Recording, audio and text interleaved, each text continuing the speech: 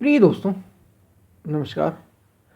दुनिया का सबसे कठिन काम या सबसे मुश्किल काम अगर कुछ है तो वो बस यही है। दुनिया का सबसे मुश्किल काम, इसी पर हम वीडियो में बात करेंगे। उससे पहले अगर आप चैनल पर नया हैं तो सब्सक्राइब भी करें, वीडियोस को लाइक भी करें। जो पसंद आए उसको ज़्यादा से ज़्यादा उस वीडियोस को शेयर करें और पूरा सुने, अंत तक सुने, तो आप वास्तव में लाभ ले पाएंगे। हम चलते हैं अपनी वीडियो की तरफ। सबसे मुश्किल काम किसी मनुष्य के लिए, सबसे मुश्किल क्या है, इसी पर हम अभी बात करेंगे। उससे पहले संत तुलसीदास के समय चलते हैं। ये उनके जीवन से जुड़ी हुई घटना है। दो व्यक्ति बड़े परेशान, बड़े निराश और काम ढूंढते फिरते थे और वे रोज तुलसीदास को देखते थे। दोनों बड़े अच्छे मित्र थे। तुलसीदास को देखते थे। तुलसीदास पूरे दिन, अब संत तुलसीदास, उन्हें काम क्या था, माला लेके बैठ जाते थे और सुबह से शाम हो जाती थी। बीच में कुछ रामायण लिखने का काम उस समय उनका चल रहा था तो वो भी वे करते थे। एक जगह बैठे, भोजन करते के समय भोजन कर लिया, उसके बाद फिर पूरे दिन बैठे रहते, ध्यान में मग्न, मस्ती में मग्न थे। तो वे दो मित्र जो थोड़ा सा बेरोजगार थे, उस समय की बात है, संत तुलसीदास के समय की बात, 1400-1500 के आसपास की बात है। तो सस्ती का ज़माना था, थोड़े पैसों में ही गुजारा चल जाता था। लेकिन उस समय के अनुसार वे थोड़े पैसे भी बड़ी मुश्किल से मिलते थे। तो वे दोनों बेरोजगार थे और वे रोज तुलसीदास को देखते। वो भी कहती कि इन्हें कुछ काम ना दाम, बैठे रहते हैं, सारी व्यवस्थाएं होती हैं, हमें कुछ, ये बैठे बैठे का काम तो सबसे सरल। तो एक बार जाके संत तुलसीदास के पास पहुंच गए। बोले, महाराज, आपका काम हमें बड़ा सरल लगा, बड़ा ही सरल काम है, बड़ा आसान काम है। बैठे रहो और आपकी व्यवस्था भी होती रहती है, आपकी धन की, आपकी रुपए की, भोजन की, ये सारी व्यवस्थाएं, आपको जो जो चाहिए वो सारी पूर्ति होती रहती है। ये काम सबसे बढ़िया है। और यहाँ जो हमारा काम है, रात दिन मेहनत करो, ये करो, तब भी जाके एक आना भी कमाना बड़ा मुश्किल काम है। उस समय की बात है, सस्ती का जमाना। तो बोले, एक आना भी कमाना बड़े मुश्किल की बात है। बड़े मुश्किल से रोटी दाल की व्यवस्था हम अपनी कर पाते हैं, अपने और अपने बच्चों के लिए। तुलसीदास मुस्कुराए और वे दोनों व्यक्तियों से बोले, कल से तुम्हें कुछ भी नहीं करना है, कुछ भी नहीं करना, तो मेरे पास यहाँ आ जाया करो। पास में एक नदी का तट था, नदी के किनारे वहीं उनका आश्रम था, वहीं निवास था, मनोरम। अब संत तो संत ही होते, अद्भुत महिमा होती है उनके चारों ओर। तो महापुरुष के चारों ओर ऐसी व्यवस्थाएं होती ही हैं, तो उन्हें बड़ा मनोरम लगा। तो तुलसीदास बोले कि तुम दोनों कल से आ जाया करो, 2 आने मिलेगा। उस समय की बात थी। और तुम्हें कुछ भी नहीं करना होगा, बस ये जो माला जैसे मैंने ली है, तुम्हें एक एक माला मेरी तरफ से दे दी जाएगी, ये माला घुमाना है और कुछ नहीं करना है। सुबह से शाम तक खाने के समय खाना मिल जाएगा, जाने कहीं नहीं मिलेगा, अब यहीं रहना है। बीच बीच में महीने, 2 महीने, 3 महीने में छुट्टी मिल जाएगी, यहीं रहना है, बस ये माला घुमाना है। और जो मैं काम बीच बीच में कहूँगा वो थोड़ी बहुत सा, वो बस करना और कुछ भी नहीं करना, केवल सुबह से शाम तक बस इतना काम है, माला घुमाना है, एक जगह बैठना है। दोनों बड़े खुश। बोले, ये तो बड़ी सरल बात आपने कर दी। 2 आने कमाना बहुत बड़ी बात है हमारे लिए। हम तो हफ्ते 3 से 5, 7 दिन में इतना पैसा कमा पाते हो, कठोर मेहनत, कड़ी मेहनत करके। आप एक दिन में हमें दे रहे हैं और कुछ भी नहीं करना हमें। दोनों बड़े खुश हुए। बोले, ये तो बड़ा सस्ता सौदा हो गया। दोनों तैयार भी हो गए। तुलसीदास ने कह दिया, ठीक है, कल से आना। और दोनों बढ़िया मस्ती से चले गए। अगले दिन से आना शुरू हो गया। दोनों लोग बैठे, तुलसीदास ने बता दिया, राम राम जपना है, इस माले को लेके घुमाना है, 108 108 108 की ये पूर्ति करते चलना है। और अगर माला से अगर इसमें सध जाएगा तुम्हारा मन, तो फिर माला की ज़रूरत नहीं पड़ेगी। ऐसे ही निरंतर स्मरण सुमिरन करना है, बाकी मैं सब देख लूँगा। सारी व्यवस्थाएं तुम्हारी होती नहीं, खाने पीने रहने की। पैसे अलग से, दोनों शुरू हो गए। 2 दिन 3 दिन 4 दिन 5 दिन बीते। जैसे ही 6वां और 7वां दिन बीता तो जो दोनों व्यक्ति थे बड़े बेचैन से होने लगे, बड़े बिदकने से लगे, बड़े बेचैन से होने लगे। एक जगह बैठा ना जाए, एक जगह रहा ना जाए। सारी व्यवस्थाएं थी, भोजन की व्यवस्था हो रही थी, जितनी सुख सुविधाएं भी चाहते थे उतनी उन्हें मिल रही थी, जो उन्होंने सपने में कभी सोची थी अपने, सारी चीज़ें उन्हें मिल रही थी। लेकिन मन कहाँ ठहरने वाला। अब वे बैठे बैठे परेशान हो जाए, मन ही ना लगे। याद आने लगी कि पत्नी कैसी होगी, बच्चे कैसे होंगे, रिश्तेदार कैसे होंगे, उसकी शादी हुई या नहीं हुई, वो कैसा है, खेती का क्या हाल है। तरह तरह की बातें याद आने लगी। जिन शर्तों पर बात हुई थी वे शर्तें सब तोड़ने लग गए। सारी बातें याद आने लगी, सब कुछ होने लगा, मन बड़ा बेचैन होने लगा। और 7वें दिन होते होते उन्होंने अपनी माला तुलसीदास के चरणों में रख दी। बोले, भगवान जो भी काम कराना हो करा लें, पूरा खेत जुतवा लें आप हमसे, रात दिन हम मेहनत करेंगे, रात दिन जो कहोगे वो करेंगे।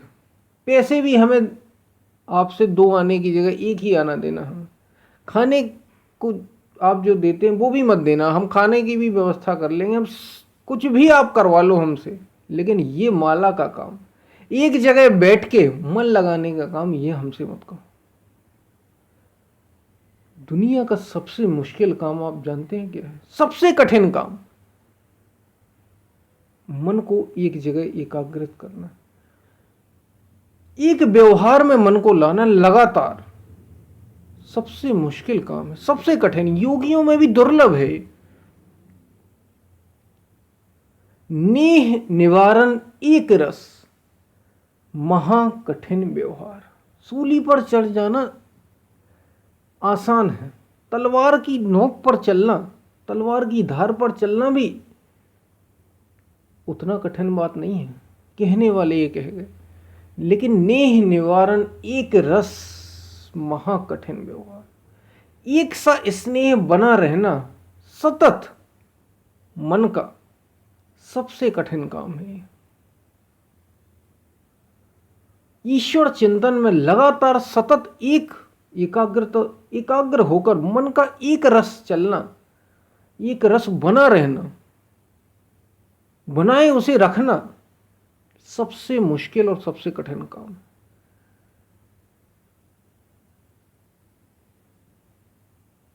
और यही अर्जुन, जब भगवान श्री कृष्ण अर्जुन से कहते हैं, अर्जुन तुझे अपनी आत्मा को जानने के लिए या आत्म ज्ञान को पाने के लिए बस इतना करना होगा कि अपने मन को जीतना होगा। और योगी के जीते हुए चित्त की अवस्था तुझे पता है क्या है?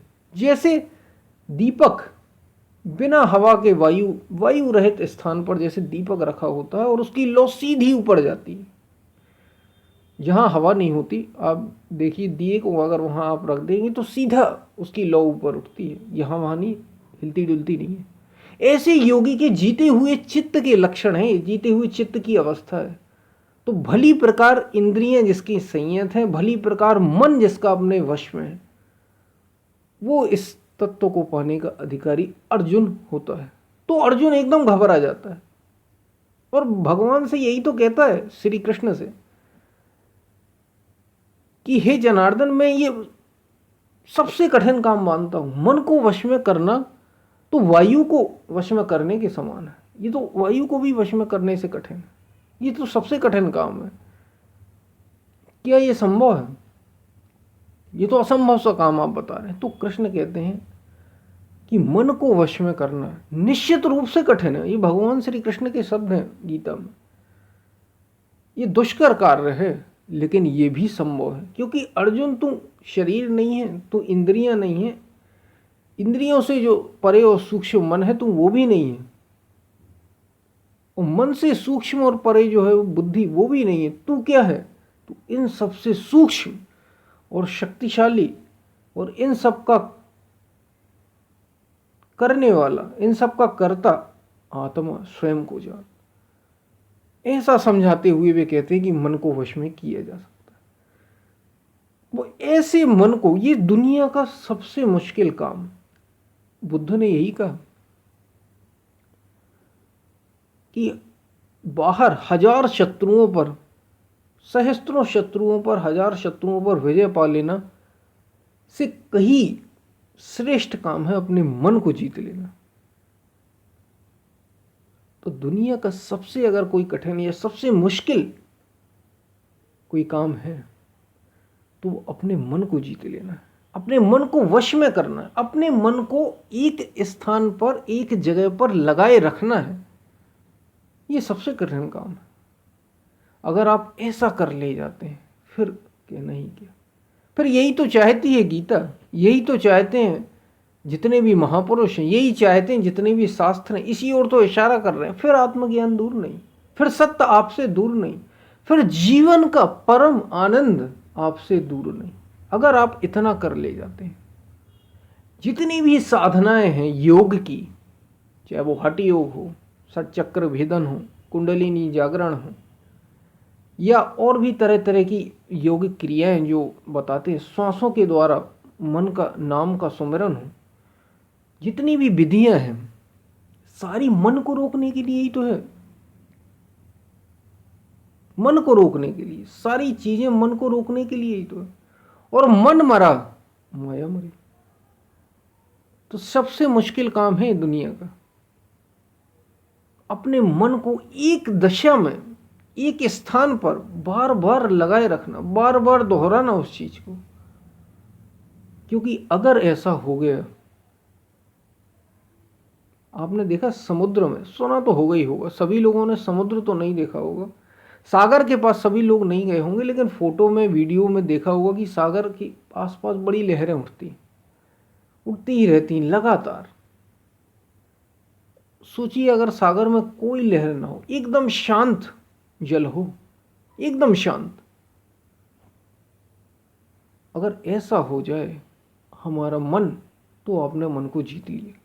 तो जो वस्तु है, जिसको आत्मा कहा, जिसको परमात्मा कहा, जिसको आत्मज्ञान कहा, जिसको ब्रह्म ज्ञान कहा, ये प्रकट हो जाएगी, वो प्रकट हो जाएगी।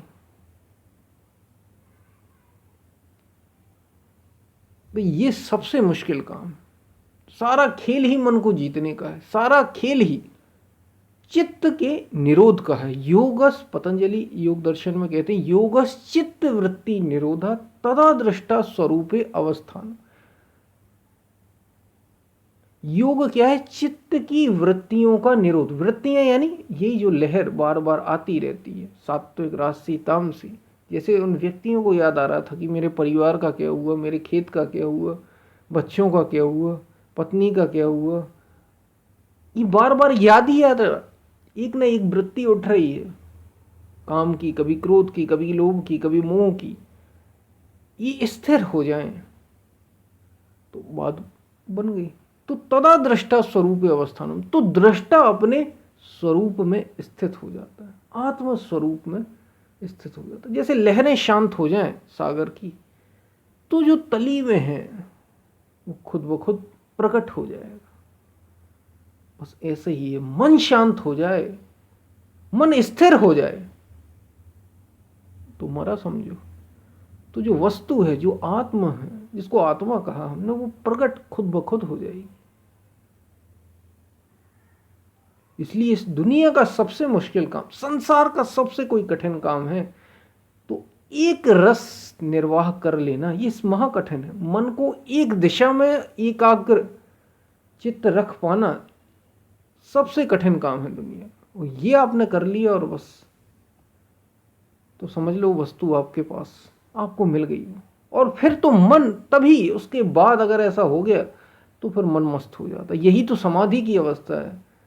फिर संत, जैसे संत कबीर कहते हैं, मन मस्त हुआ फिर क्या बोले, मेरा साहिब है घर माही, बार बार बाहर नैना क्यों खोले। मन मस्त हुआ फिर क्या बोले, फिर मन मस्त हो जाता है। एक बार आपने, इसी को तो समाधि कहा, और उसको पाने के बाद मन मस्त हो जाता है।